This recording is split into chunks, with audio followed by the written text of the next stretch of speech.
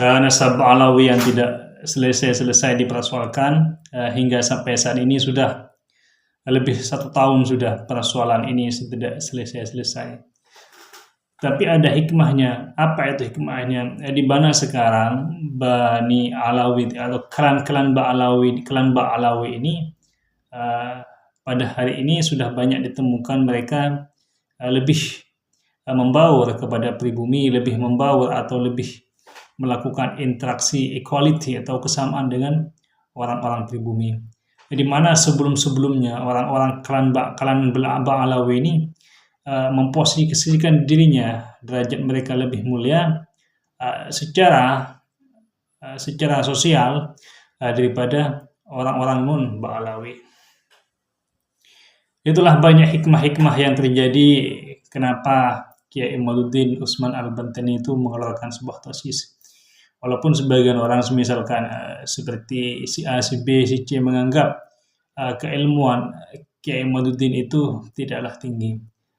Tapi ini adalah menjadi bom nuklir, bom yang sangat dahsyat sekali bagi klan Ba'alawi, bahwasanya mereka harus sadar bahwa equality before of the God, bahwa semua manusia itu sama di depan Tuhan, kecuali kadar ketakwaannya. Sekarang saya temui juga bagaimana Habib Hanif, siapa lagi itu mantunya Habib Lutfi bin Yahya sudah mendendangkan nasyid-nasyid wali song. Itu dalam artian apa? Bahwa mereka sudah mengkendor, bahwa mereka sudah sadar bahwa betapa pentingnya berbaur dan menyamakan dirinya, bahwa kesetaraan sosial dengan pribumi ini adalah sangatlah penting. Para sahabat bisikan dari langit dan rahmati oleh Allah Subhanahu wa taala. Kita bangsa Indonesia ini kan telah lama sudah dijajah, mulai dari Portugal, Portugis, walaupun tidak di tanah Jawa semuanya, tapi di timur sana, di Tidore, di Ternate, di tanah Jawa juga pernah dimasuki oleh Jepang, pernah dimasuki oleh Belanda. Kita lama sudah dijadikan budak oleh orang-orang luar dari Eropa sana maupun dari Asia itu sendiri. Kalau sudah saatnya kita ini disadarkan bahwa kita ini adalah bangsa yang merdeka, bukan abdun dari siapapun, tapi cukup abdun dari sang kholik atau dari sang pencipta itu sendiri. Para sahabat bisikan di langit dan dirahmati oleh Allah Subhanahu wa taala. Bagaimanapun kemerdekaan seseorang, kemerdekaan cara berpikir, kemerdekaan tubuh kita ini, kemerdekaan jiwa kita ini sudah dijamin oleh Allah Subhanahu wa taala.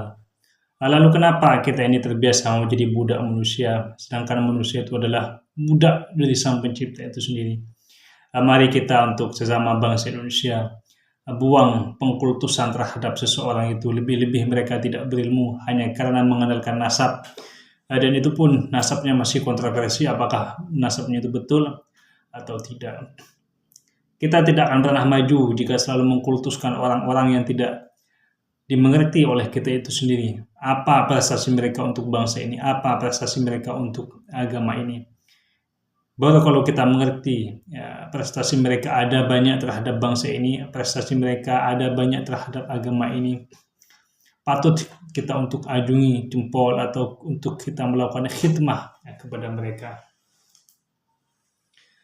Tetapi kalau yang menjadi persoalan adalah hanya mengkultuskan seseorang hanya karena nasabnya keturunan si A, keturunan si B, maka tidaklah pantas bagi manusia merdeka seperti kita menjadikan budak dari kita sendiri yang merdeka ini melayani mereka hanya karena berdasarkan asumsi-asumsi yang tidak jelas.